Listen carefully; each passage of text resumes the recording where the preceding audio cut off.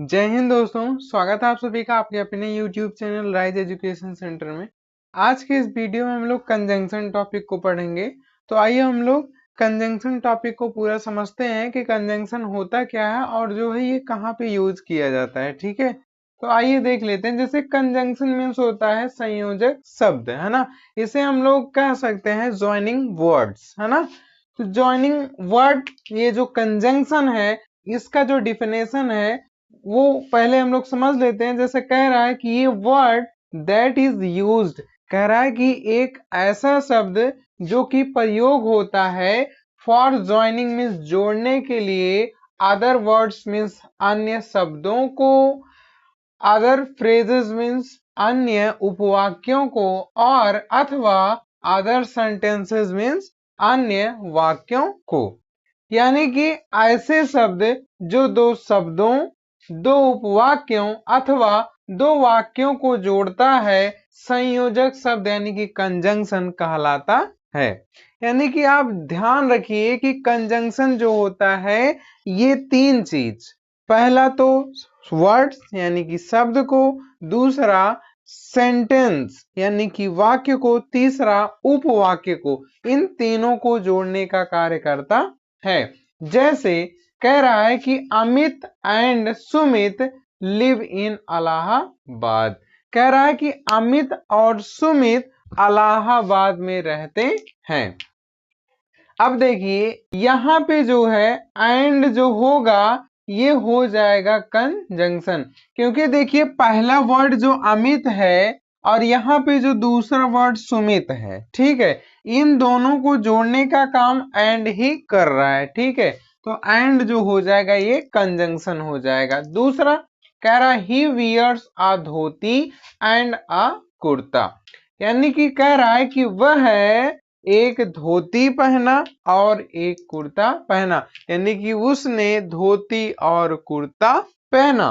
तो देखिए धोती और कुर्ता को जोड़ने के लिए कौन आ रहा है? एंड आ रहा है। ठीक है, तो धोती और कुर्ता के लिए एंड प्रयोग हुआ है, तो इसलिए यहाँ पे एंड जो हो जाएगा वो कंजंक्शन हो जाएगा। अब देखिए जैसा कि यहाँ पे मैंने कहा धोती और कुर्ता को जोड़ने के लिए, तो ऐसा नहीं है इसको सिलने की बात कहा जा रहा है। यहाँ पे क्या है, जैसे यहाँ पे अगर ऐसे यहाँ पे क्या होता, जैसे यहाँ लिखा गया he wears a dhoti and a kurta, यहाँ पे उसने एक धोती और कुर्ता पहना, ये एक ही वाक्य में हो गया, नहीं तो आपको दो बार लिखना पड़ता, ही वियर्स अ धोती और ही वियर्स अ कुर्ता। तो दोनों को एक में करके जो है कंजंक्शन का प्रयोग कर लिया गया, दोनों को एक में करके, और जो है इस सेंटेंस को बना लिया गया, और इससे हमारा जो वाक्य होता है वो अच्छा भी बन जाता है और छोटा भी बन जाता है। ठीक है, तीसरा कह रहा राजेश इज वाइज, राजेश बुद्धिमान है बट नॉट हेल्दी, लेकिन स्वस्थ नहीं है। अब देखिए कह रहा राजेश इज वाइज, यहाँ पे उपवाक्य का प्रयोग किया गया है। जैसे कह रहा राजेश इज वाइज, यहाँ राजेश इज वाइज ये इतना एक उपवाक्य है, नॉट हेल्दी ये इतना एक उपवाक्य है, और इन दोनों उपवाक्यों को जोड़ने का काम बट कर रहा है, तो इसलिए बट जो हो जाएगा ये कंजंक्शन हो जाएगा। ठीक है, तो इन एग्जांपल्स की मदद से आप कंजंक्शन समझे होंगे। थोड़ा सा नोट है उसको समझते हैं हम लोग। जैसे कह रहा है कि एंड समान भाव वाले शब्दों एवं वाक्यों को जोड़ता है, यानी कि जैसे यहाँ देखिए एंड जो है इसको कह रहा है कि ये समान भाव वाले वाक्यों को और शब्दों को या उपवाक्यों को जोड़ता है, लेकिन कह रहा है कि बट जो होता है, बट विरोधी भाव के उपवाक्यों को जोड़ता है। विरोधी भाव का मतलब क्या है, जैसे यहाँ पे क्या है कि कह रहा है कि राजेश इज वाइज, राजेश तो बुद्धिमान है, बट मीन्स लेकिन नॉट हेल्दी, लेकिन स्वस्थ नहीं है। तो यहाँ क्या है, विरोधी भाव जो है प्रकट हो रहा है। ठीक है, तो इसलिए यहाँ पे जो है बट लगा है, समझ रहे हैं ना। तो आप ये नोट ध्यान रखिएगा, ये काफी ज्यादा काम आने वाला है। कि जो है एंड समान भाव प्रकट करने वाले वाक्यों और उपवाक्यों के साथ जुड़ता है, और जो बट होता है ये विरोधी भाव प्रकट करने वाले वाक्यों और उपवाक्यों के साथ जुड़ता है। इसके आगे हम लोग समझते हैं some main conjunction. Some main conjunction का मतलब होता है कुछ मुख्य संयोजक शब्द।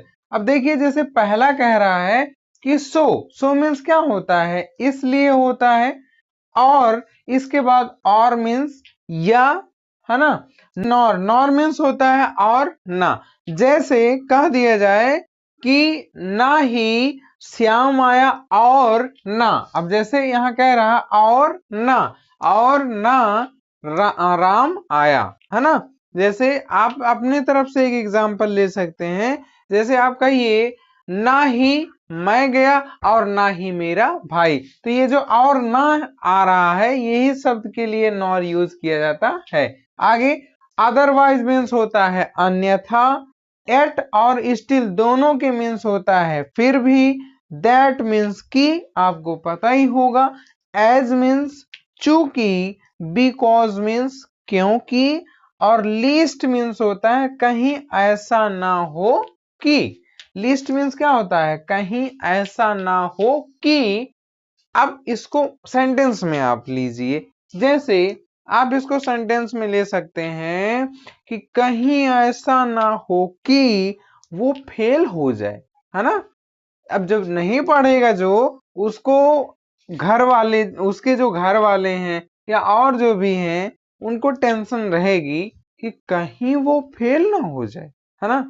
अच्छा, और जैसे आप फेल होते हैं तो आपके जो दुश्मन हैं, जैसे पड़ोसी होते हैं, है ना, और भी जो लोग होते हैं जो आपसे जलते हैं, वो तो खुश हो जाएंगे, है ना, कि अच्छा हुआ वो फेल हो गया, है ना। तो लीस्ट मीन्स होता है कहीं ऐसा ना हो कि।